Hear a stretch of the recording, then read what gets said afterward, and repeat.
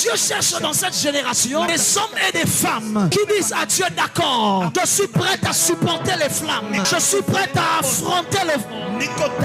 Je suis prêt à passer par le feu. Beaucoup de personnes demandent le feu à Dieu, mais le feu ne vient pas. Parce qu'à chaque fois que le feu te précède, par le feu de l'épreuve, tu abandonnes. Lorsque Dieu te fait passer par le feu de la souffrance, tu laisses tomber. Lorsque Dieu fait envoie dans ta vie l'épreuve, tu laisses tomber. La Bible parlant de Jésus déclare, il a plu à Dieu de le briser par la souffrance. Oh my God. L'une des méthodes de brisement de Dieu s'appelle la souffrance. C'est-à-dire il a plu. Ça veut dire que Dieu a aimé. Dieu a choisi de le briser par la souffrance. Parce qu'il savait qu'il est endurant au feu. Il supportera le feu.